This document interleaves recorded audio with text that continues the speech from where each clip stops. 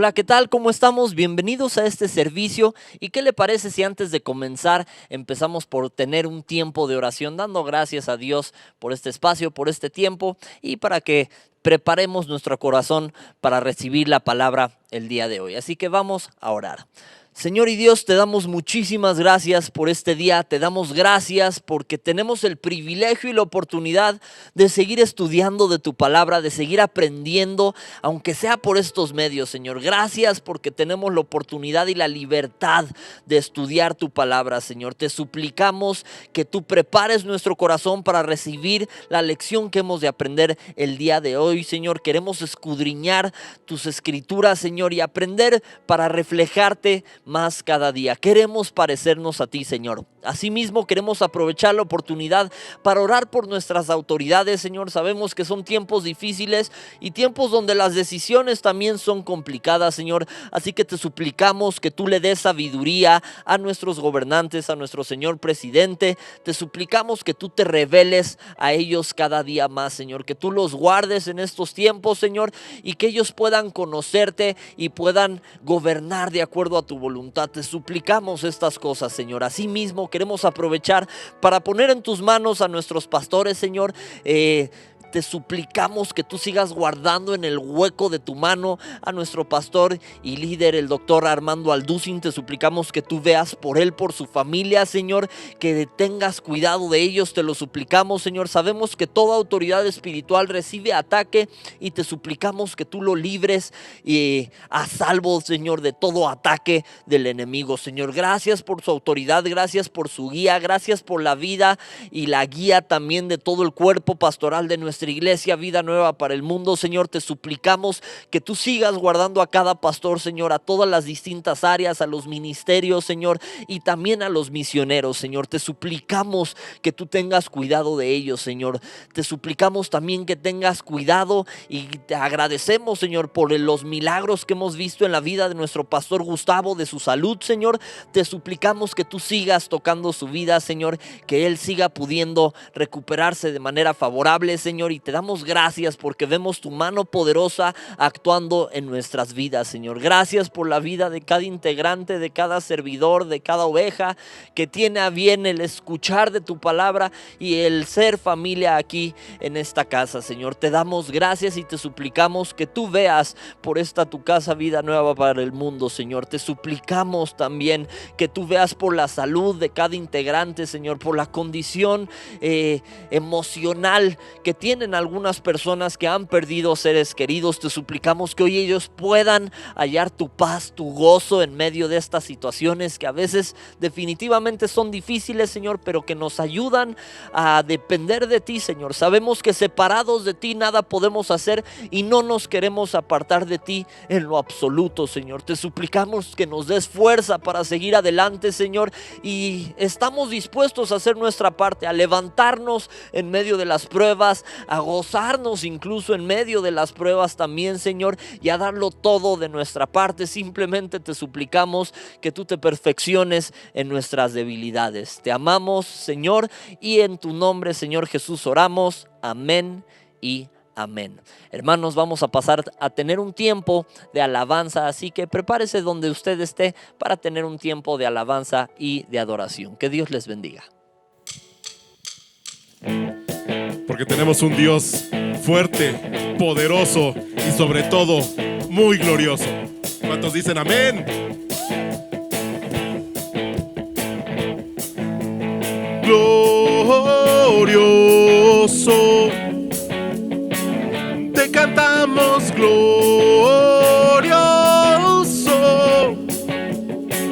lo gritamos, Cristo te alabaré, tu nombre exaltaré, glorioso, nadie como tú.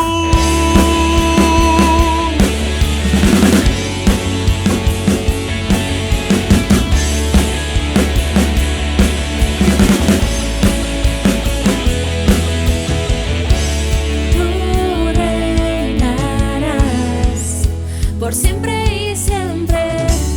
Tú vivirás.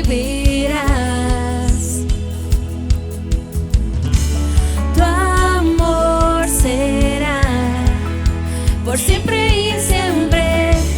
No cambiarás. Gritaré, gritaré, gritaré, porque bueno es Dios. Cantaré, cantaré, tú eres el Señor. Declararé, nadie como tú. Glorioso, te cantamos glorioso. No gritamos, Cristo te alabaré, tu nombre exaltaré. Glorioso, nadie como tú.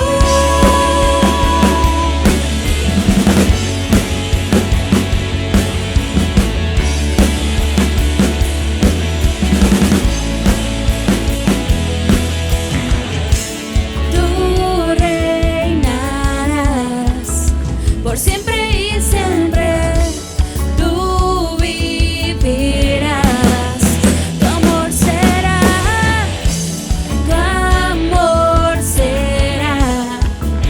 por siempre y siempre.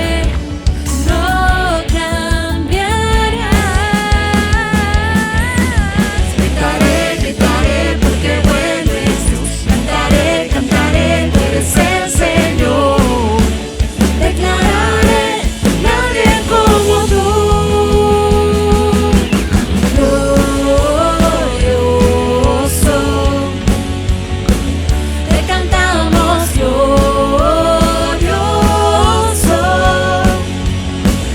No gritamos, Cristo te alabaré, tu nombre exaltaré.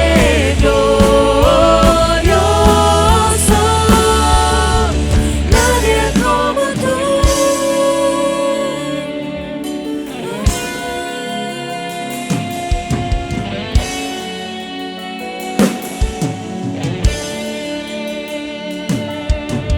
Tu luz brillará, todos verán, no hay nadie como tú.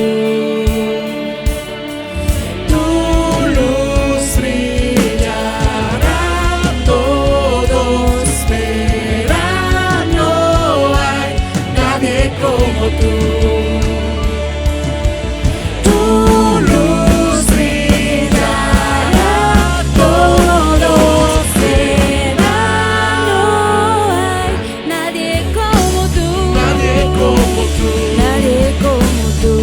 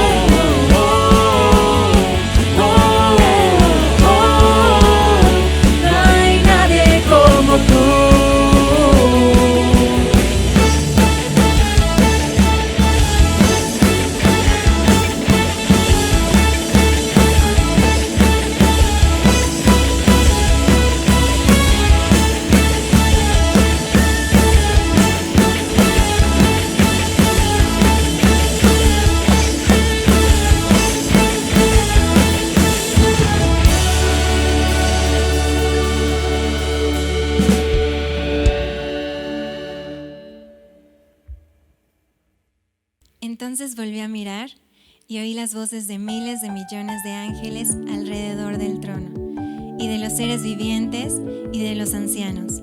Ellos cantaban en un potente coro: digno es el Cordero que fue sacrificado, de recibir el poder, y las riquezas, y la sabiduría y la fuerza, y el honor, y la gloria, y la bendición. Solo a ti te damos toda la honra y toda gloria, Señor.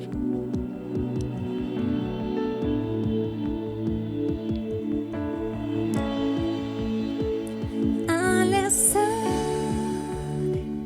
ante ti, adorando frente al mar de cristal, entre la multitud, en asombro allí me habré de postrar, y mi canto uniré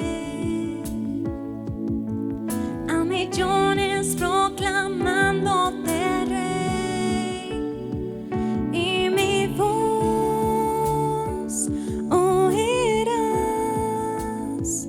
entre las multitudes cantar.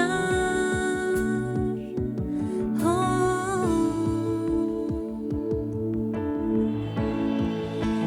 Digno es el Cordero de Dios, el que fue inmolado en la cruz, digno de la honra y el poder, la sabiduría suya es, y al que está en el trono sea honor.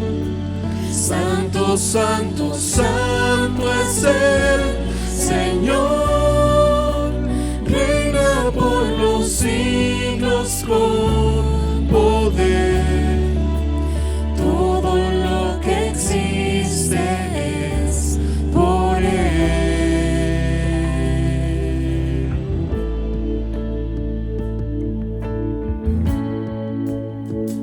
Al estar ante ti, adorando frente al mar de cristal,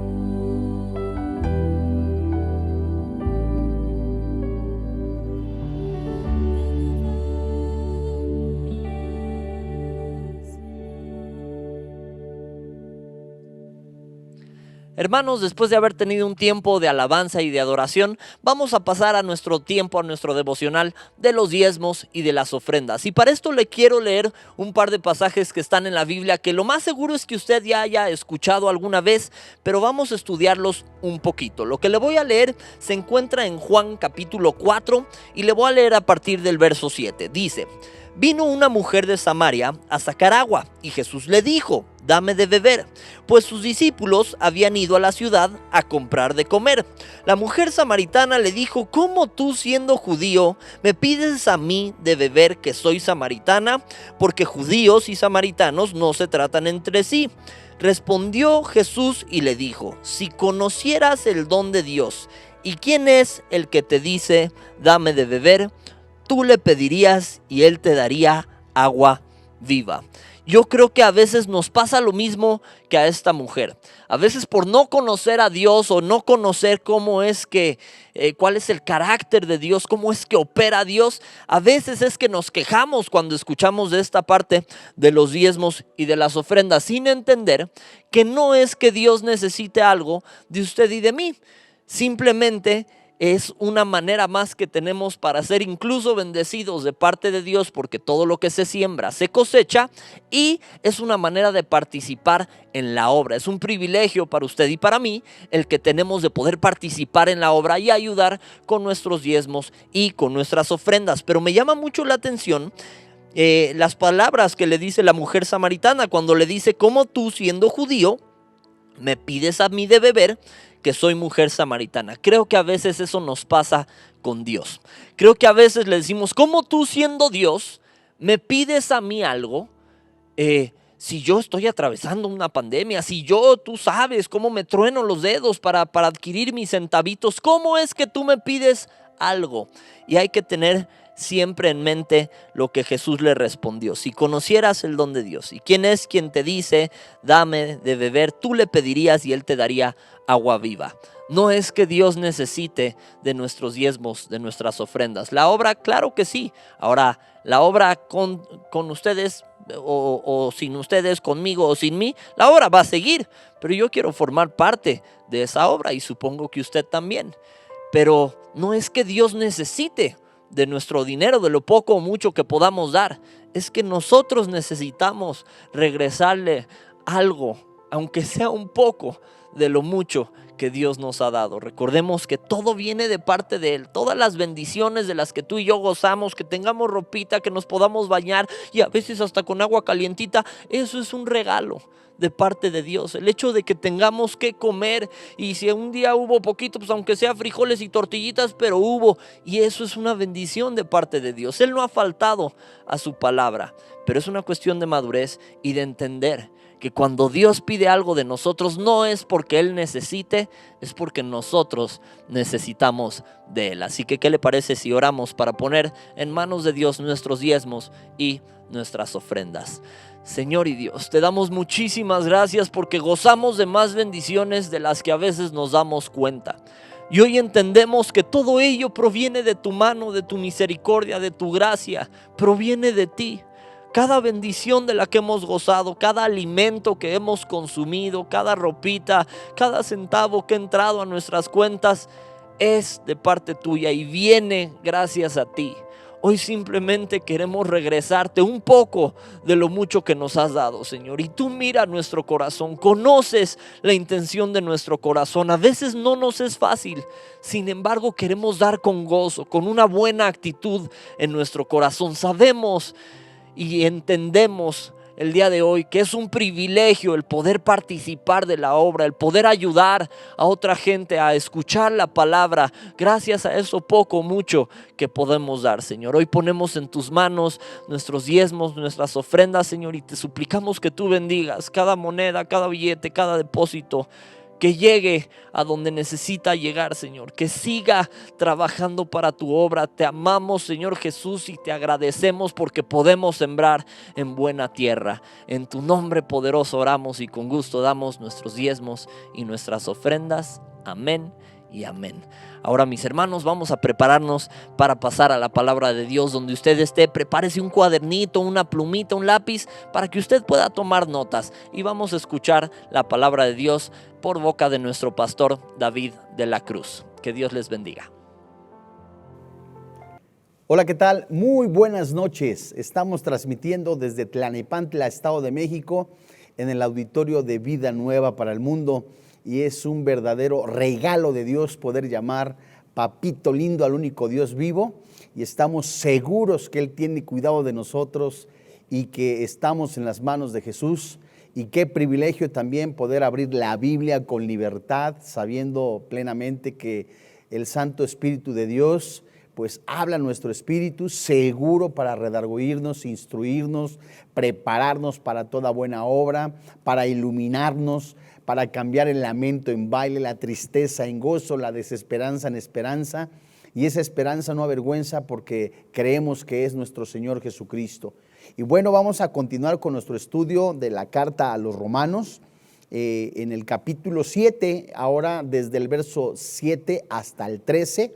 Le recomiendo que traiga usted a su lugar o que se alcance ahí a donde está viendo esta conferencia, su Biblia, así como un cuaderno, ya que procuramos ir estudiando casi palabra por palabra o verso a verso esta preciosa carta en la que creemos verdaderamente que ilumina nuestro corazón y nos ayuda a vivir siempre para la gloria de Dios.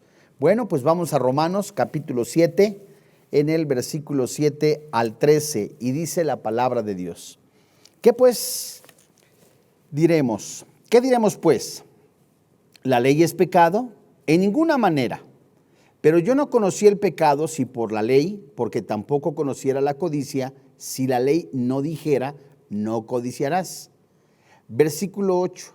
Mas el pecado, tomando ocasión por el mandamiento, produjo en mí toda codicia, porque sin la ley el pecado está muerto. Y yo sin la ley vivía en un tiempo, pero venido el mandamiento, el pecado revivió y yo morí. Y hallé que el mismo mandamiento que era para vida, a mí me resultó para muerte. Dice el versículo 11. Porque el pecado, tomando ocasión por el mandamiento, me engañó y por él me mató. De manera que la ley a la verdad es santa y el mandamiento santo, justo y bueno. Versículo 13. Luego lo que es bueno vino a ser muerte para mí, en ninguna manera, sino que el pecado, para mostrarse pecado, produjo en mí la muerte por medio de lo que es bueno, a fin de que por el mandamiento el pecado llegase a ser sobremanera pecaminoso. Bueno, a la luz de la palabra de Dios vamos a estar estudiando este tema, el cristiano y el pecado, que bien habíamos comentado en clases anteriores.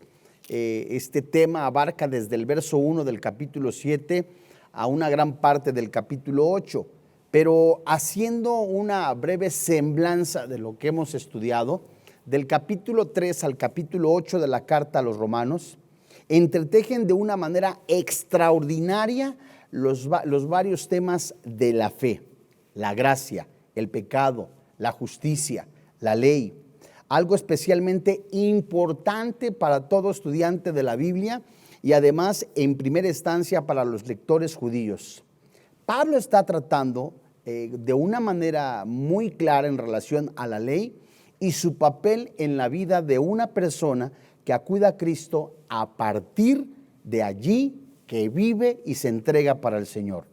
Pablo ha establecido que la ley no puede salvar. Pongamos nosotros cuidado en esto. En el capítulo 3 al capítulo 5 la Biblia nos enseña, escrito por el apóstol Pablo, que la ley no puede salvar. En el capítulo 6 Pablo nos enseña que la ley no puede santificar, que ya no puede condenar a un creyente. En el capítulo 7, versículo 1 al 6, que estudiamos en la analogía del matrimonio en la clase pasada. Ahora él pasa a establecer que la ley puede convencer de pecado tanto incrédulos como a creyentes, desde el verso 7 hasta el verso 13, hablamos del capítulo 7. Y a continuación, que no puede libertar del pecado, bien sea antes o después de la salvación. Este es un tema que trataremos nosotros desde el verso 14 hasta el verso 25 de este capítulo 7. y que puede cumplir, ¿verdad?, por los creyentes, por el poder, hablando de la ley, por el poder del Espíritu Santo que mora en todos los cristianos. Romanos capítulo 8, versículo 1 al 4. ¿Sabe usted que en tiempos del Nuevo Testamento los rabinos judíos habían resumido la ley escrita en 613 mandamientos, compuestos por 248 mandatos y 365 prohibiciones?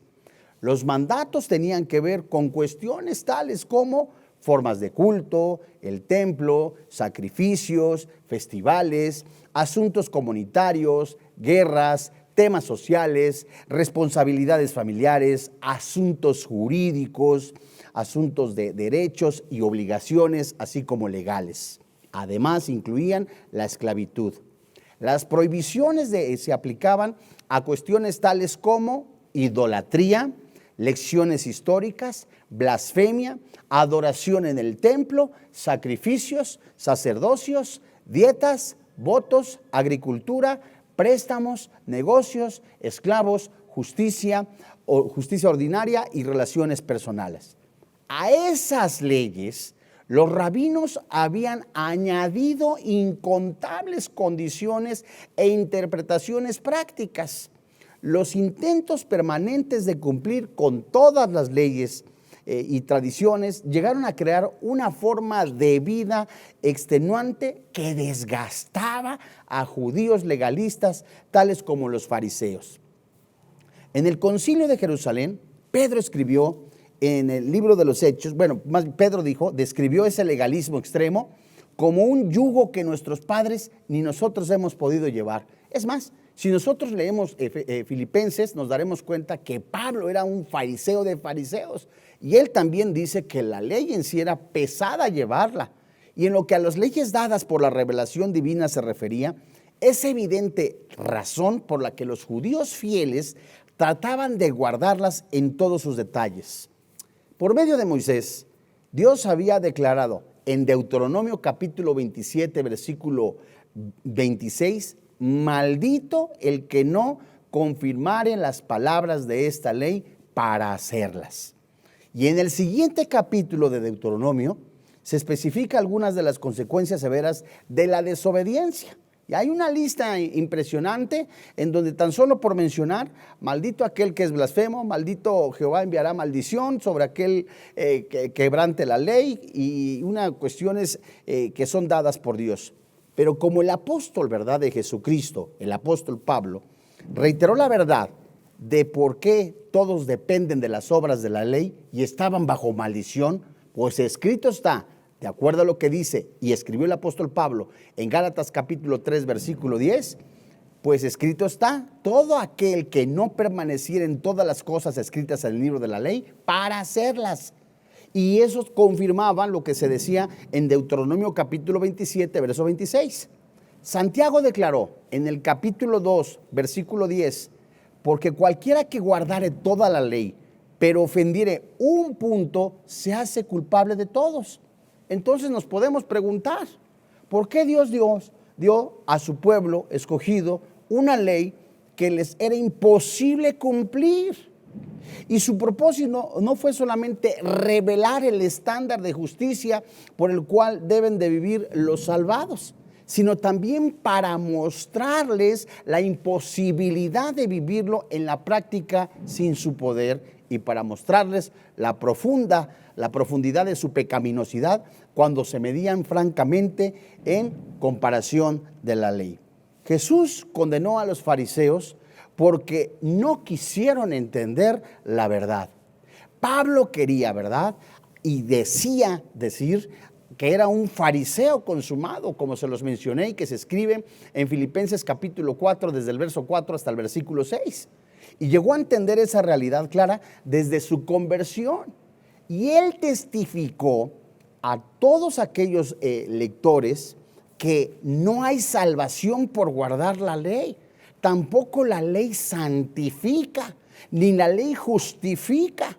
Entonces, traer esa declaración a los judíos que de manera externa estaban guardando la ley, era algo como decir, estás equivocado.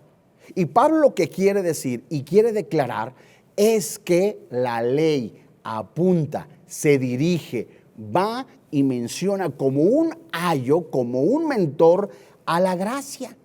Y Pablo responde utilizando nuevamente en esta carta a los romanos lo increíble que es la gracia salvífica a través de confesar a Jesucristo como nuestro Señor y Salvador. Hasta ahora, las alusiones que hace Pablo sobre la ley, que han tenido un tono negativo, especialmente en su afirmación de que la ley despierta pasiones pecaminosas, y que vamos a estudiarlo en estos versículos, ahora explica que reconocer el efecto negativo que la ley tiene en la vida de la humanidad, en esa humanidad caída, no es una devaluación de la ley en sí misma. Porque si el judío está escuchando, tú, Pablo, me estás diciendo que la ley no salva, que guardar la ley no salva, entonces, ¿para qué es la ley? Y si me estás diciendo que no me santifica, ¿para qué Dios no la da? La fusión ordenada por Dios de la ley en un mundo caído es revelar la naturaleza del pecado humano.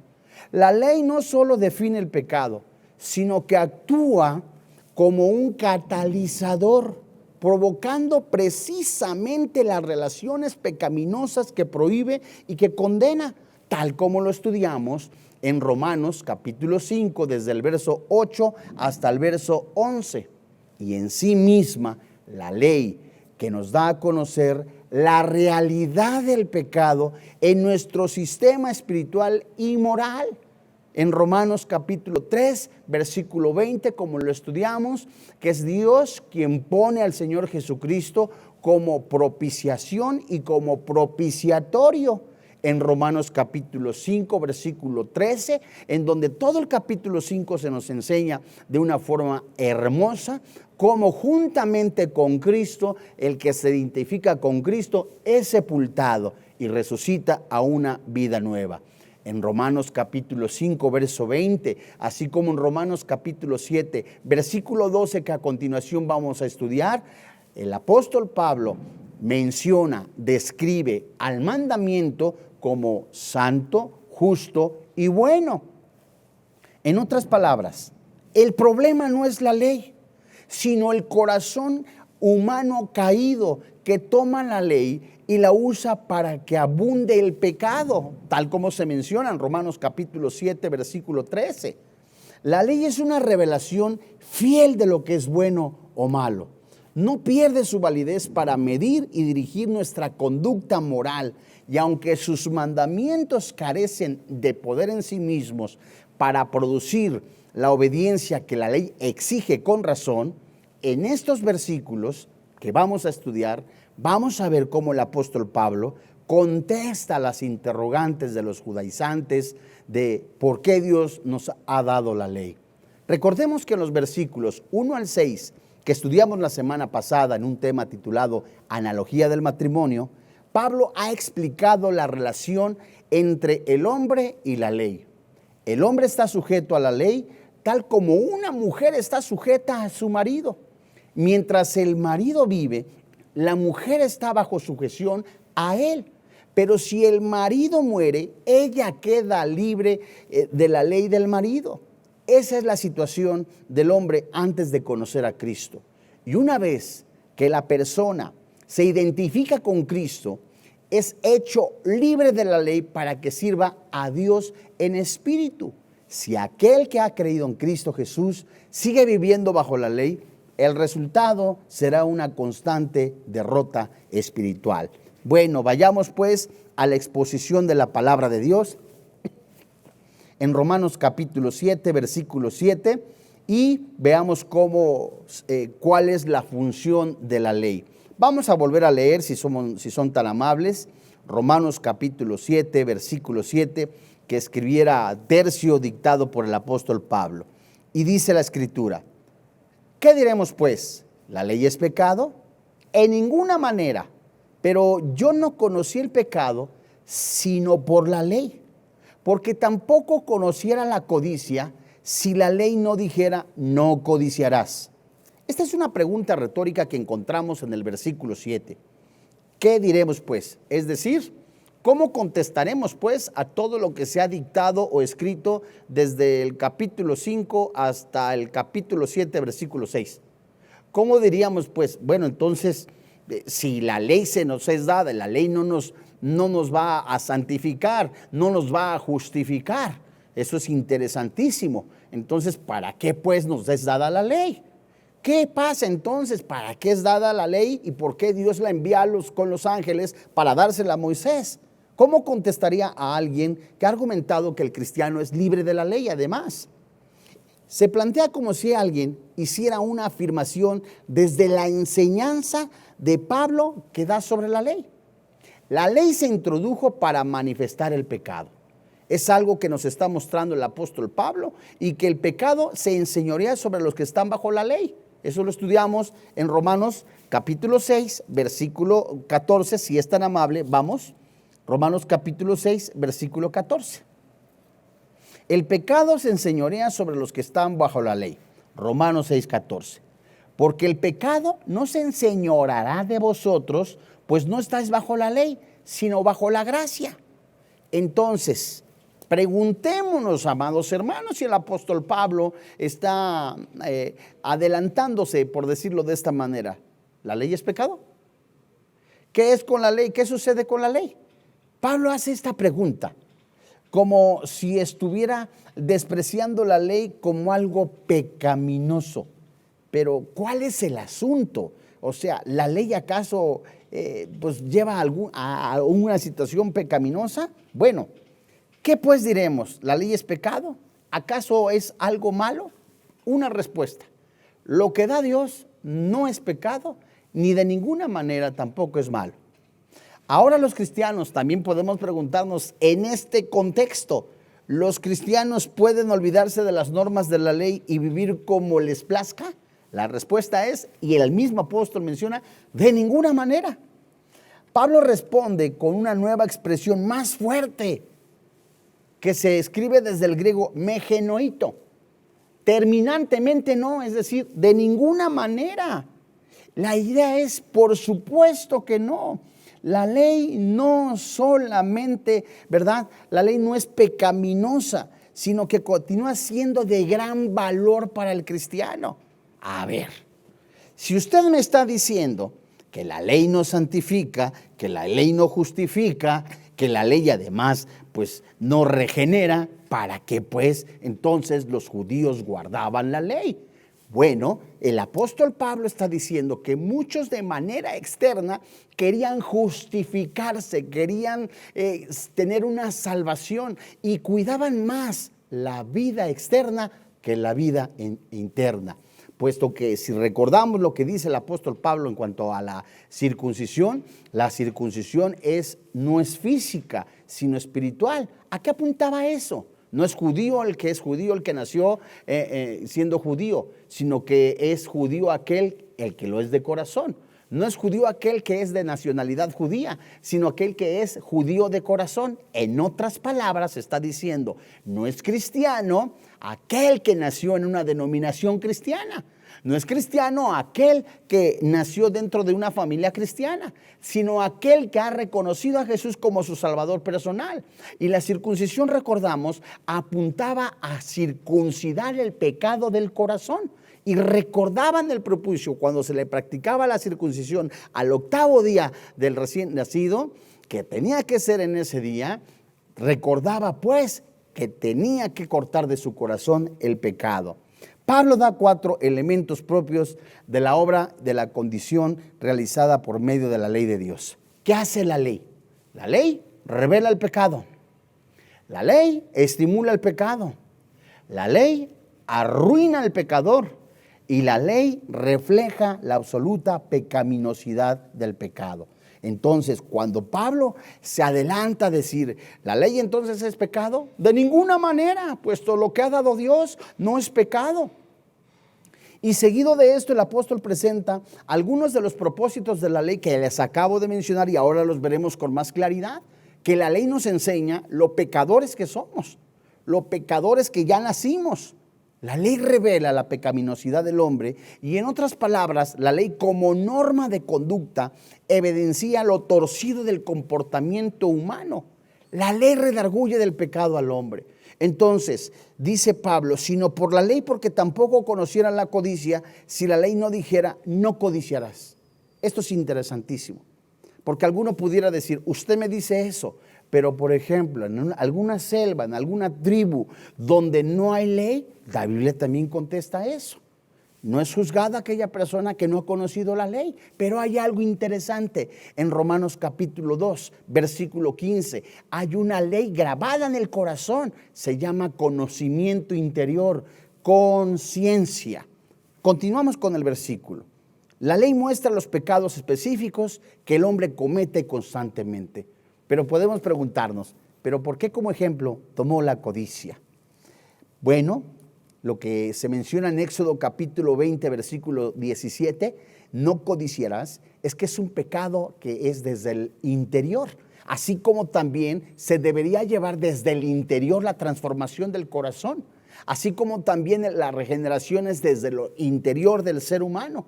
Entonces, la codicia que toma como ejemplo el apóstol Pablo, que es una afirmación que menciona también en cuanto a la ley y el pecado, él no hubiera conocido que la codicia es pecado y se traduce, tampoco conocería lo que es la concupiscencia. Esta palabra codicia, que se traduce concupiscencia, habla completamente de lo sucio, de lo vil, de lo concupiscente, que es un ser humano, los malos deseos del corazón. Entonces, todo apunta, amados hermanos en la fe, que la transformación de un corazón, el regeneramiento de una persona es desde el interior, y eso da como fruto, o se da la evidencia en el exterior. A diferencia de los judaizantes que buscaban las cosas externas y verse bien, con apariencia bien, aunque tuvieran un corazón que no agradara a Dios. La codicia aquí prohíbe el deseo de cosas pecaminosas. Esos malos deseos se transformaron en acciones pecaminosas. El Señor dio gran importancia al pecado interior acumulado en los deseos del corazón. Vamos a Mateo capítulo 5, versículo 27. Entonces, en lo que está buscando Mateo capítulo 5, versículo 27 y versículo 28, recordamos pues hasta aquí para qué Dios ha dado la ley, si no salva, si no justifica, si no regenera, para decirnos qué tan pecadores somos. Somos pecadores. Dice Mateo capítulo 5, verso 27, en el Nuevo Testamento. Oíste que fue dicho, no cometerás adulterio. Pero yo os digo que cualquiera que mira a una mujer para codiciarla, ya adulteró con ella, ¿en dónde? En su corazón. Hablamos del interior.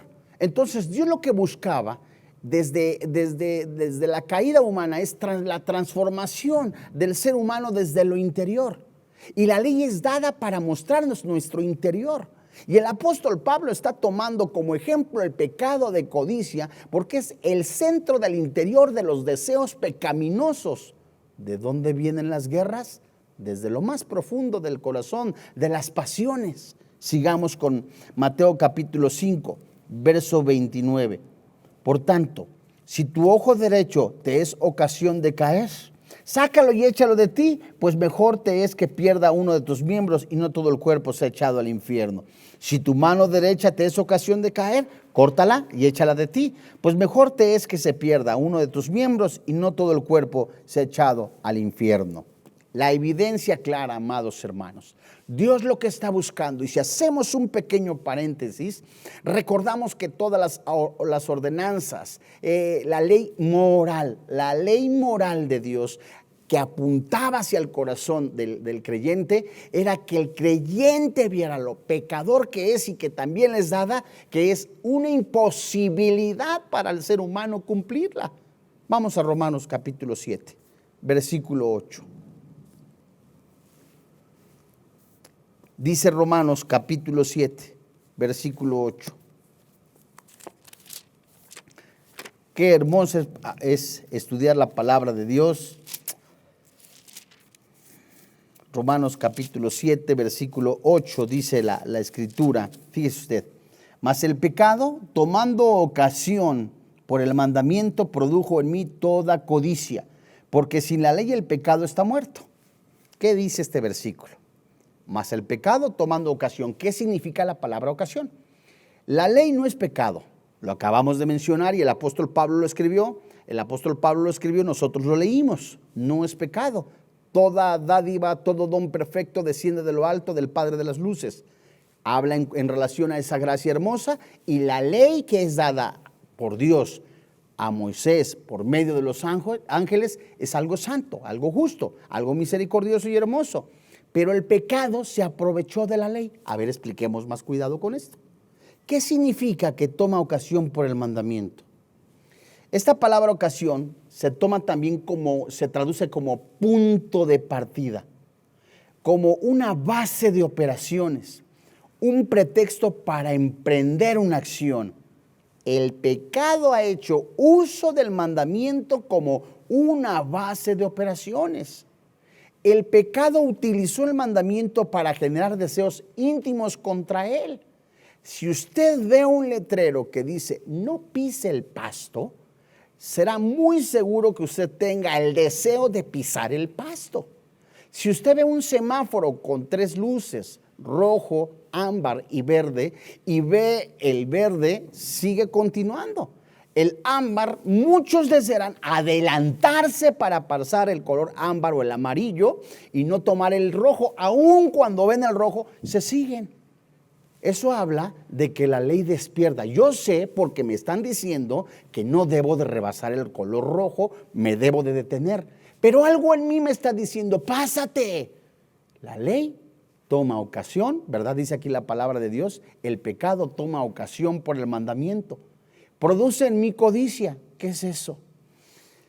Obró en mí toda clase de deseo maligno. En el momento que yo estoy, la Biblia me está diciendo, no codiciarás. Yo no sabía, dice Pablo, que codiciar es pecado. Hasta que la ley me está mostrando que hay algo en mi interior, un deseo completamente pecaminoso, concupiscente, que tiene ese deseo y que es despertado en el momento de decir, no lo hagas. ¿Habrá usted escuchado en algún momento cuando alguna persona sin principios morales dice, las leyes fueron hechas para violarlas? Y eso es un principio completamente fuera de la moral. Pues es lo que está diciendo la Biblia, que la ley, ¿verdad? Esto es impresionante, que el pecado toma punto de partida, toma como una acción por el mandamiento para pecar. A ver, ¿cómo? Porque dice, produjo en mí toda codicia. Esa palabra produjo se traduce lograr, conseguir, terminar, ocupar, obrar, cometer o generar. Entonces, la ley pone en actividad la naturaleza pecaminosa y esta actúa contraria a la voluntad de Dios. Entonces, Pablo está diciendo, oye, la Biblia, la ley me está diciendo que la codicia, yo no sabía que la codicia era pecado. Ahora estoy viendo que estoy codiciando esto o estoy codiciando aquello. Y tomando el ejemplo del Señor Jesucristo, que está dictando, diciendo que cualquiera que mira a una mujer con deseos de poseerla, de tenerla, en su corazón ya adúltero, si una persona codicia, desea desde lo más interior en su deseo concupiscente, y ahora su mismo conocimiento interior, su conciencia le dice es incorrecto, y ahora vamos a la palabra de Dios y me dice no codiciarás. Eso despertará en mí diciéndome, de verdad, tengo pecado en mi cuerpo, en mi carne. Despierta pasiones íntimas contrarias al mandamiento, no codiciarás. No son acciones que pueden ser detenidas, sino deseos íntimos que son experiencia de todos. El pecado de codicia que lo toma Pablo como ejemplo, está en el primer paso de la caída del creyente. Escúcheme con atención, porque la Biblia describe en Génesis capítulo 3, versículo 6, que Eva vio el árbol de la ciencia, codició. La Biblia nos dice que en Josué capítulo 7, versículo 21, que Acán codició el tesoro de Jericó. En segundo libro de Samuel, en el capítulo 11, versículo 2, David, el rey David, codició, miró a una mujer que no era su esposa. En el libro de los Hechos, capítulo 5, versículo 2, Ananías y Zafira codiciaron con el dinero. Entonces, todo esto estamos hablando, que habla de la parte interior, el pecado moral. Otro ejemplo, Diotrefenes, con la preeminencia de la iglesia, tercera carta de Juan, en el versículos 9, y el mandamiento lo llevó a codiciar. El mandamiento se evidencia por la ley. ¿Qué continuamos nosotros viendo en estos pasajes? Que desde lo más interior de nuestro corazón, vuelvo a repetir, dice en el capítulo 7, versículo 7, ¿qué pues diremos? ¿La ley es pecado? Pablo contesta, Geneito, de ninguna manera, ni Dios lo permita. Pero yo no conocí el pecado sino por la ley. Hasta aquí estamos viendo que el Espíritu Santo nos dice, la ley te es dada, tanto para judíos como gentiles, para que sepan que viven en pecado, que practican el pecado, que hay pecado, que existe el pecado. Y dice, ¿por qué? Porque tampoco conociera la codicia, ¿que qué? Si la ley no lo dijera, no codiciarás. Entonces, eso me está mostrando que hay un pecado. Verso 8. Mas el pecado, tomando ocasión por el mandamiento, produjo en mí toda codicia, porque sin ley el pecado está muerto. ¿Qué significa? Porque sin la ley el pecado está muerto. Es decir, aparte de la ley, el pecado estaba inactivo. La ley hace que el pecado actúe como un principio activo, como lo veníamos diciendo al inicio de nuestro estudio. La ley es el medio en el que la conciencia, el conocimiento interior despierta a la realidad del pecado. El pecado está en el hombre por condición natural, desde Génesis capítulo 3, versículo 15. Pero sin la ley queda latente, inactivo. La ley activa el pecado. Es decir, ya me di cuenta que esto es pecado. Ay, esto es pecado. Esto es pecado. Vamos a Romanos capítulo 7, versículo 9. Romanos capítulo 7, versículo 9. Qué manera de explicar del apóstol Pablo, diciéndoles y llevándolos bajo dirección del Espíritu Santo, que la ley es un mentor, es una nana, es un ayo, algo que es necesario, que no justifica, que no regenera, que no da el nuevo nacimiento, pero que muestra quiénes somos y que nos apunta a la gracia, porque nos dice que somos imposibilitados para cumplir la ley. Romanos capítulo 7, versículo 9. Dice la palabra de Dios. Y yo sin la ley vivía en un tiempo, pero venido el mandamiento, el pecado revivió y yo morí.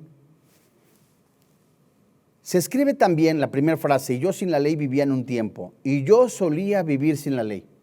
En relación a este versículo, el versículo 9, hay diversas opiniones en que si Pablo lo escribió en relación que era antes de ser cristiano o una posición de experiencia. Bueno, vamos a ver la palabra vivió para verlo mucho más claro. Aquí en Romanos 7:9.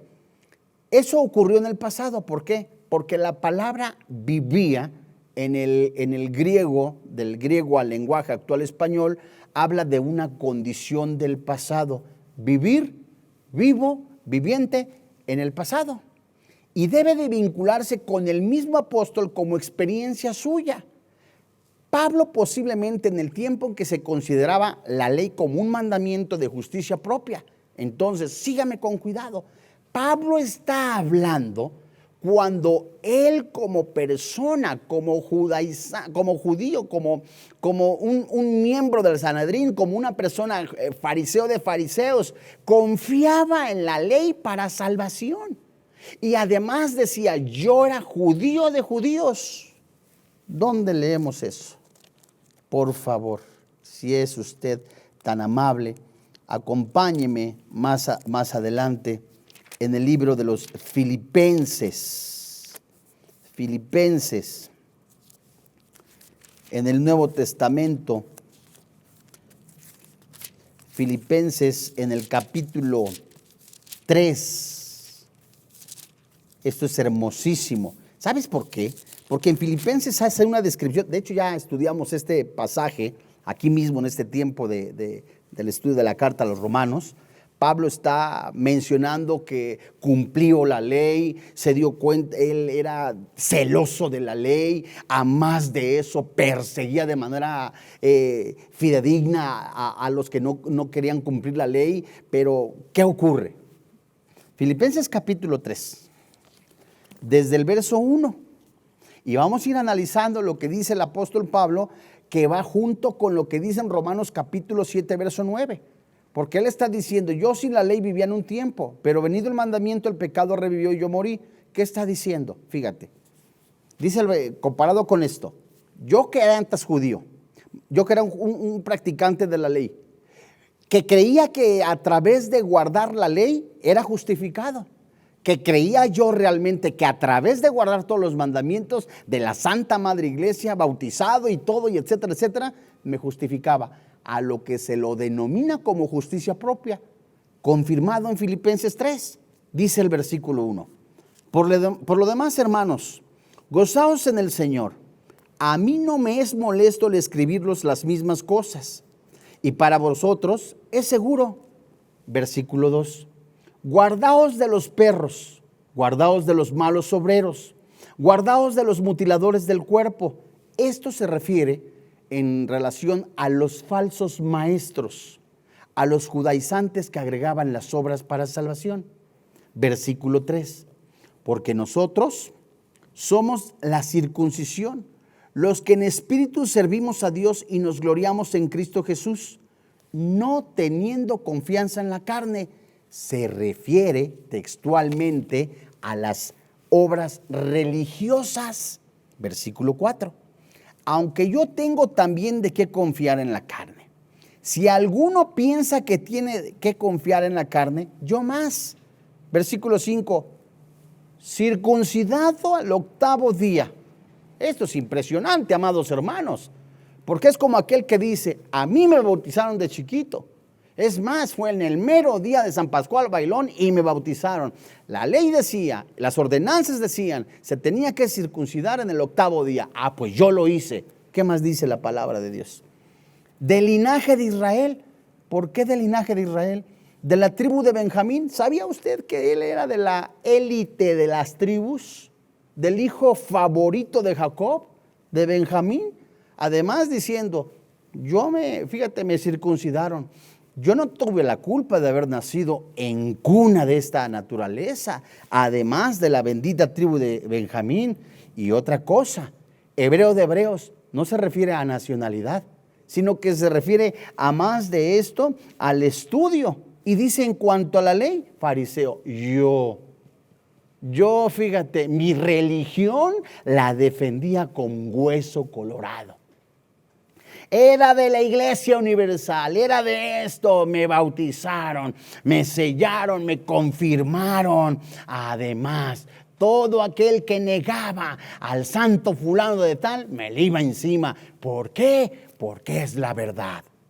Estoy parafraseando. Dice la Biblia, en cuanto a la ley, fariseo. En cuanto a celo, ¿qué celo tenía? Perseguidor. Perseguidor de la iglesia. En cuanto a la justicia, que es ley, irreversible. La ley dice, se cumple, así la hacemos. Y hasta aquí el apóstol Pablo, que lo que dicen en Filipenses capítulo 3, desde el verso 1 hasta el verso 6, comparado con Romanos capítulo 7, versículo 9, estaba diciendo, yo sin ley vivía en un tiempo. Es decir, no me daba cuenta que yo era un pecador. Aunque yo decía que era un fariseo, un catolicote, un cristianotote de hueso colorado, pero mis obras externas, ¡uy, qué barbaridad! Eran impresionantes, pero mi corazón estaba lejos de Dios. Hasta que no vino Cristo, el Espíritu de Dios que iluminó el corazón del apóstol Pablo, como lo hace a muchos miles o millones de personas, con la luz del Evangelio diciéndoles, no es por obras para que nadie se gloríe. No es a través de otro medio, de santos, de imágenes, la salvación. No hay otro nombre dado a los hombres en que podamos ser salvos más que en la persona del Señor Jesucristo. ¿Para qué la ley entonces? Para que conozcas lo que es pecado y que es imposible que tú cumplas la ley. Entonces Pablo dice, yo vivía así en un tiempo. Y dice, pero venido el mandamiento, el pecado revivió. ¿Qué significa? Que me estoy dando cuenta que hay pecado en mí. Y yo morí. ¿Significa que murió físicamente? No, se estaba dando cuenta que espiritualmente merecía la muerte. No es hasta que el Espíritu de Dios ilumina el corazón del apóstol Pablo diciéndole, no son las ordenanzas externas, no son los mandamientos humanos, no son los sacrificios externos lo que te da la salvación, es Jesucristo. Y es en el versículo 3 del capítulo 3 de la carta a los Filipenses lo que dice el apóstol Pablo. Sígame con cuidado, por favor. Pero cuántas cosas eran para mi ganancia, las he estimado como pérdida. ¿Por qué? Por amor a Cristo. ¿Cuántas cosas? Los rituales, la circuncisión, defendía con hueso colorado la religión. Es más, agarraba el catecismo y decía, esta es la verdad, esto es lo único que nos da la salvación. Y viene el Espíritu Santo, ilumina el corazón, la vida del apóstol Pablo diciéndole, no, solamente hay un camino, una verdad, una esperanza, una salvación, y es a través del Señor Jesucristo. Y entonces todas sus obras, todas sus persecuciones, de manera, con un celo no conforme a Dios, son como excremento. Es lo que dice la Biblia. Ve tu versión, la Nueva Versión Internacional. Dice el verso 8 de Filipenses 3. Y ciertamente, aún estimo todas estas cosas como pérdida por la excelencia del conocimiento de Cristo Jesús, mi Señor, por amor del cual lo he perdido todo y lo tengo por excremento. Hermano, dice la versión 1960 basura, váyase al original. Le vuelvo a repetir, NBI traduce excremento, es decir, Dios ve los sacrificios externos, Dios ve las ordenanzas humanas, Dios ve las prácticas externas, no de corazón. Dios ve todos aquellos sacrificios, flagelaciones, ir de rodillas únicamente de manera externa, las ve como basura, porque ningún sacrificio supera el sacrificio de Cristo en la cruz, en el cual hay perdón de pecados. Solo Jesucristo, solo la fe, solo la gracia, solo el Señor Jesucristo. Dice el versículo 9 de Efesios 3, ser hallado en Él, no teniendo mi propia justicia, justicia propia, que es por la ley, sino por la que es, ¿que qué? ¿Qué dice la Biblia? Que es por la fe de Cristo, la justicia que es de Dios. ¿Por qué? Por fe, a fin de conocerle y el poder de la resurrección y participación de los padecimientos, llegando a ser semejante a Él en su muerte, si en lugar, ¿verdad? Si en alguna manera llegase a la resurrección de entre los muertos. ¿Qué dice el apóstol Pablo? Regrésate a Romanos capítulo 7 en el versículo 9. Impresionante, ¿no? Qué maravilloso es que la luz del Evangelio venga a nuestra vida. Entonces, ¿para qué las ordenanzas? ¿Para qué los mandamientos? ¿Te estás dando cuenta? Nadie los puede cumplir. Entonces el Espíritu Santo está diciendo a través de Pablo, yo así vivía. Yo practicaba esta religión. Además de eso, era de hueso colorado, fariseo de fariseos. Todos los domingos estaba a las 7 de la mañana. Además, el octavo día de mi nacimiento, circuncisión, cumplía la ley. Ay, cuidadito con alguien que se metiera con mi religión. cuidadito con alguien que se metiera con la Virgen o con el Santo, porque no se la acababa, porque se estaba metiendo con la verdad. Sorpresa. El apóstol Pablo dice, pero me doy cuenta que la Biblia dice que la ley me es dada para darme cuenta que soy un pecador, y que al darme cuenta y leer la Escritura, que al ver que la codicia, darme cuenta que es un pecado, me activa a hacerlo. Yo hago el pecado. Entonces Pablo dice, el pecado revivió, es lo que significa, es decir, chin, me estoy dando cuenta, Dios mío, que soy un pecador, que todo lo que hice no sirvió para nada, no sirvió para justificarme. Es una justicia propia, pero no para una salvación eterna. No me sirve. Entonces yo morí. ¿Qué significa? Que la ley me está diciendo, la palabra de Dios me está diciendo, estás muerto espiritualmente, estás separado, estás condenado, necesitas un Salvador. No es por obras para que nadie se gloríe. Y usted, si no tiene a Cristo en su corazón, la Biblia es clara, amigo. Esa es la fe que nosotros predicamos, que si confesares con tu boca que Jesús es el Señor, que Dios le levantó entre los muertos, es salvo. Usted no necesita de ninguna manera alguna ordenanza. Alguno dirá, necesita arrepentirse. Es un don que el Espíritu Santo da, pero necesita reconocer que es claro, es evidente, es urgente. Necesita nacer de nuevo. Por su propia cuenta jamás podrá tener la salvación. Por su propia cuenta jamás podrá usted ser salvo. Por su propia cuenta jamás usted podrá ser justificado. Pablo dice, yo así vivía, amigos. Era de los católicos, de los anglicanos o de determinada religión, y sabes que hasta inclusive me colaba con los cristianos, pero todo era externo. No fue hasta que yo vi la Biblia y me di cuenta que el Espíritu Santo me dice, eres pecador, necesitas un Salvador. Entonces morí. ¿Qué significa esto? Debe vincularse con el mismo apóstol como experiencia suya. Posiblemente en el tiempo que consideraba la ley como una manifestación de justicia propia, es decir, Pablo está diciendo, yo lo vivía para ser salvo. Y en el tiempo de Saulo él conocía la letra, pero no conocía al Espíritu. Él conocía la Biblia, pero no conocía al autor. Él conocía y sabía y era un legalista, pero estaba preso. Y aparece un mandamiento que produce resultados. Venido el mandamiento alcanzó compresión, revivió, murió. Es decir, no es hasta que el pecador se da cuenta de que todo esfuerzo, justicia propia no sirven. Su justicia personal es como un trapo de inmundicia. Isaías 64:6. ¿Qué te estoy diciendo? Que Dios está diciendo, intenta salvarte con tus peregrinaciones, intenta salvarte con cargar la Biblia, intenta salvarte como únicamente con tus ritos, sin amor, sin nada, diciendo soy salvo. Para mí eso es basura, dice Dios. Eso es lo que usted dice. No, eso es lo que dice la Biblia.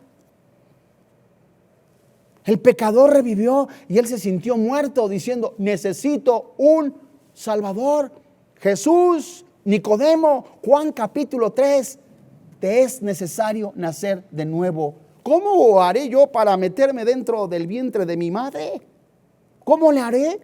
Otra vez, lo que es nacido de la carne, carne es. Pero lo que es nacido del Espíritu, es del Espíritu. Es decir, que todos nacemos muertos espiritualmente. No es hasta que el Espíritu Santo ilumina nuestro espíritu, sopla, infunde al espíritu nuestro vida al reconocer a Jesucristo, que Él se puso en nuestro lugar, que en su cuerpo fue descargada la ira de Dios, porque nadie puede ser salvo por sí mismo. Es necesario reconocer que necesito ese Salvador, porque en Él se puso en mi lugar, Él se puso en mi lugar para recibir la ira de Dios, porque era enemigo de Dios, era deudor de Dios, era completamente separado de Dios. En el momento que reconozco a Jesús, no por mis rituales, no por mis obras, no por una denominación a la que pertenezco, sino por gracia recibo la salvación. Así nada más lo dice la Biblia. El Dios que creó el cielo, la tierra y todas las cosas, el que mantiene las cosas en su lugar, es el que le da vida y vida en abundancia. Pero es tan cómodo tener un Dios a la carta. Es tan cómodo decir: Dios, quiero esto, quiero aquello, quiero el otro, quiero esto, quiero aquello. Ahí nos vemos, ya te puse esto, ya te puso el otro, ya caminé esto, ya te hice. No es así. Pablo es tal vez, él pensaba que él podía cumplir la ley con un esfuerzo personal y se dio tremendo chasco. Y las mejores resoluciones del creyente se ven fracasadas si descansan en un solo deseo personal. Todas las esperanzas de Pablo estaban destruidas. Y él está como muerto, en el sentido de fracasado. ¿Cómo? ¿Y lo que hice? Todo lo que hice para salvación. Pues, ¿quieres que felicidades? Pero no te sirve. No hay salvación a través de méritos propios. Entonces estoy muerto, dice Pablo. Necesito un Salvador. Romanos capítulo 7, versículo 10. Romanos capítulo 7, versículo 10, dice la palabra: y hallé que el mismo mandamiento que era para vida, a mí me resultó muerte. Ah, caray. Pablo, sígueme con cuidado. Pablo, antes de Cristo, guardaba la ley, las ordenanzas judías, la circuncisión en el meritito día. Además, celoso como él solo. Y además, perseguidor de la iglesia. Y además, docto intelectual, judío de judíos.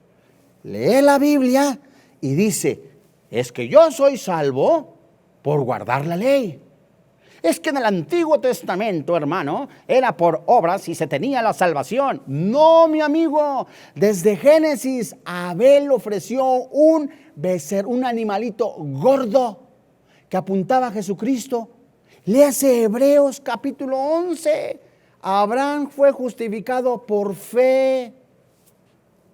Abel ofreció un animal gordo que apuntaba a la justificación. Entonces, este hombre santo, Pablo, que creía que por cumplir la ley se iba a salvar, dice en el versículo 10: hallé que el mismo mandamiento que para vida, es decir, yo creía que por guardar el mandamiento, que por guardar la ley, iba a tener vida eterna. Y resulta que me da muerte. Esta frase nos da completamente que desenmascara, ¿verdad?, la ceguera espiritual a aquel que lo quiere y que tiene la disposición de decir: Señor, habla mi corazón. Entonces las religiones no salvan, no. Los rituales no salvan, no. Entonces lo que yo hacía, que creía que era para salvación, pues resultó que no es así, sino que me dice que estoy separado de Dios. Versículo 11. Entonces, Romanos 7:11. El pecado, tomando ocasión por el mandamiento, me engañó y por él me mató. ¿Qué significa esto? Que el apóstol Pablo está diciendo: yo creía, yo cuando estaba con los judíos, cuando estaba en esa religión, creía que al cumplir la ley era salvarme, era tener la salvación. Dejo mi corazón que sea iluminado por el Espíritu Santo, estoy parafraseando, y el Espíritu Santo me está diciendo: de modo que lo que hacía, guardar la ley, no me justifica. Me doy cuenta que estoy muerto, que mis obras no me salvan. Estaba engañado, es lo que dice el versículo 11. Porque el pecado, tomando ocasión de mandamiento, me engañó. O sea, vivía engañado. Creía yo que en las peregrinaciones, en los rituales ceremoniales, en las ordenanzas, iba y me confesaba hasta 3 veces a la semana. Es más, vivía los 7 días de la semana en la iglesia, en cada ritual, en cada ceremonial, para tener la salvación. No importa cómo viviera, ¿verdad? Tenía amantes, tenía aquello, tenía el otro. No había un cambio, sino yo estaba ahí nada más para cumplir. Me estoy dando cuenta que vivía engañado. Y me mató. ¿Qué significa? Que me dio, me quitó, me destruyó toda esperanza basada en mí mismo. Entonces, me estoy dando cuenta que todo lo que hacía yo, con esfuerzos, con méritos propios, al venir a la Biblia, y que el Espíritu Santo me dice, no hay otro nombre dado a los hombres en que podamos ser salvos más que a Jesucristo, me desnuda, me mata, me quita las esperanzas en decir, por mí mismo no puedo ser salvo, por mí mismo no obtengo la salvación. Es el gran fracaso que se experimenta en relación con solemnes decisiones de cambio. Es el gran fracaso de la religión. Es el gran fracaso de los rituales ceremoniales puestos para salvación y méritos propios, en donde puedo decir, he dado, he hecho aquello para ser salvo. Felicidades. Acuérdate que el Señor Jesucristo estaba, ¿verdad?, entre las multitudes. Llegó un joven, el joven rico, y le preguntó, maestro bueno, ¿qué debo de hacer, verdad, para estar en el reino de los cielos? Y el Señor le dice los mandamientos. ¿Qué fue lo que contestó el angelito? Todo eso hago. Todo eso hago. Eso se le denomina como una justicia propia. Y el Señor Jesucristo le dice, vende todo lo que tienes. Vende todo lo que tienes, entrégalo y me sigues. Y el chavo, el joven, el religioso, conocedor de la ley, se fue. Y el Señor Jesucristo dijo, es imposible que un rico en esa manera entre al reino de los cielos. ¿Rico económicamente? No. Rico en sus conocimientos intelectuales, espiritualmente hablando, intelectualmente hablando. Rico en sus obras externas. Es necesario reconocer tu bancarrota espiritual. Es necesario reconocer que por ti mismo, por tus obras, no eres salvo. Y Pablo, te lo vuelvo a decir, amado hermano en la fe, el que era maestro, el que era de la gran élite de la tribu de Benjamín, el que fue circuncidado al 8º día, el que era celosísimo, se da cuenta que por sus propias obras no puede ser salvo. Y se dice él mismo, porque el Espíritu Santo lo muestra, estoy muerto.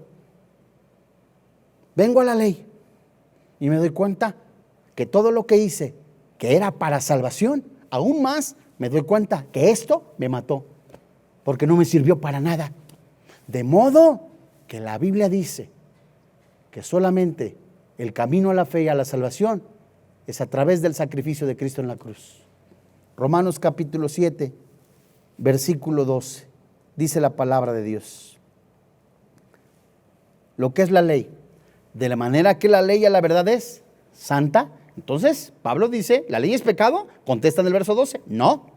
La ley es santa, el mandamiento es santo, justo y bueno. Pablo quiere dejar por sentado su convicción tocante a la ley y usa la frase nominal, la ley es santa, es dada por Dios. ¿Cómo crees que va a ser pecado? Te vuelvo a repetir, la ley se nos es dada para confrontarnos, y todo mensaje de evangelismo es necesario, es indispensable que se muestre la ley y la gracia. El pecado, lo que conduce al pecado, la decisión pecaminosa, la decisión tormentosa de rechazar a Jesucristo, y lo que ofrece la gracia. ¿Por qué el mandamiento es santo? Porque fue dado por Dios. Su autor divino es Dios. Y esta palabra santo es físicamente pura. puro, moralmente sin culpa. La palabra justo es inocente, santo. Dios es justo y además dice que es bueno en el cualquier sentido. Concluyendo, Romanos capítulo 7, versículo 13. Luego, lo que es bueno vino a ser muerte para mí, Pablo dice. Lo que la ley es buena, el mandamiento es santo, justo. Ahora, eso que no es pecado, pregunta Pablo, ¿lo que es bueno vino a ser muerte para mí? No. Egeneito, terminantemente no. De ninguna manera, ni Dios lo permita. Lo que es malo es el pecado. ¿Qué es lo que evidencia la ley? Es lo que te dice la palabra de Dios. El pecado para mostrarse pecado. Romanos 7:13. Yo no hubiera conocido que la codicia es pecado si la ley no me lo hubiera mostrado. Usted no hubiera conocido que el adulterio, la fornicación, las borracheras, el robo, el hurto son pecado. Y la Biblia dice, no hay justo, no hay uno solo, no hay quien entienda, no hay quien conozca a Dios. Todos a una lo rechazaron. Cerca de ti está en tu boca y en tu corazón, que si confesares con tu boca que Jesús es el Señor, que Dios le levantó de entre los muertos, la Biblia dice, eres salvo, hay perdón en Jesús. De modo que Pablo está diciendo, conocer la ley me vino a mí a mostrar que estaba separado de Dios. Entonces no es mala la ley, sino el que es malo soy yo y el pecado que está en mí. Y produce en mí muerte por medio de lo que es bueno, a fin de que vea yo sobremanera que soy pecador. Santos hermanos en la fe, si la ley no es pecado, preguntémonos, ¿tiene sentido que la ley que es buena es responsable de la muerte? Pablo argumenta que la culpa es del pecado, no de la ley. Mediante la ley del pecado queda expuesto en toda atrocidad y la ley resulta vindicada como algo bueno, de modo que el llamado para todo aquel que no tiene a Cristo en su corazón es: hay un Salvador, hay una esperanza, hay un solo camino, hay un solo Dios verdadero y este se llama Jesucristo. Por ninguna obra, dice Efesios capítulo 2, versículo 8 y 9, no es por obras para que nadie se gloríe. De modo que la salvación, el sacrificio de Cristo en la cruz, le da a usted la vida eterna. ¿No quisiera recibir a Jesús? Vamos a orar. Padre, en el nombre del Señor Jesucristo, en esta noche, te damos gracias. Gracias, papá, porque en esta noche tan hermosa nos has mostrado lo hermoso que es tu evangelio. Hoy en este día es nuestra oración que tú hables al corazón de cada oyente, de cada persona que está sintonizando a través de su dispositivo este programa. Cerca de usted está en su boca y en su corazón. Si hoy reconoce la necesidad de un Salvador, si hoy reconoce que es pecador, si usted reconoce que Jesucristo murió en la cruz y que su Santo Espíritu lo levantó entre los muertos, la Biblia dice que usted es salvo. Alguno podrá decir, yo no soy pecador, pero la Biblia menciona, el que dice que no tiene pecado es mentiroso. La verdad no está en él. Y hoy es el día de salvación. Si sus pecados fueran realmente negros, terribles, en el poder del sacrificio de Cristo en la cruz, su sangre lo limpiará. Por favor, permita entrar a Jesucristo. Es el ruego del Padre Celestial de que su alma no se pierda, mas tenga vida eterna. Desde ahí, desde su lugar, junto conmigo, eleve esta oración de fe y dígale: Señor y Dios, reconozco que soy pecador, que la paga del pecado es la muerte, pero el regalo de Dios es la vida eterna.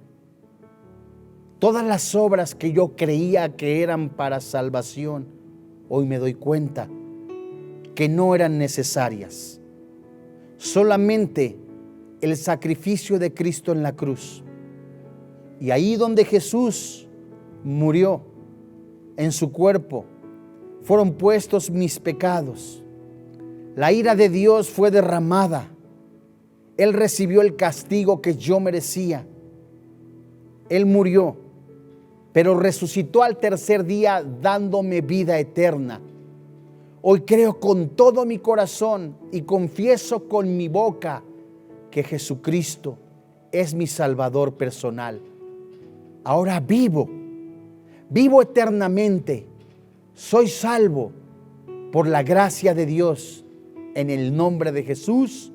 Amén. Si usted ha recibido a Jesucristo como su Señor y como su Dios, de corazón le felicitamos, damos gracias a Dios por este espacio tan hermoso. La Biblia dice que cuando un pecador se arrepiente hay fiesta en el cielo. Las cosas viejas pasaron, hoy todas son hechas nuevas. A nombre del doctor Armando Alducin, de todo el cuerpo pastoral de Vida Nueva para el Mundo y de todo el equipo que participa en este ministerio, le damos las gracias. Que Dios le bendiga, que tenga paz. Vida Nueva para el Mundo se sostiene y propaga el mensaje de salvación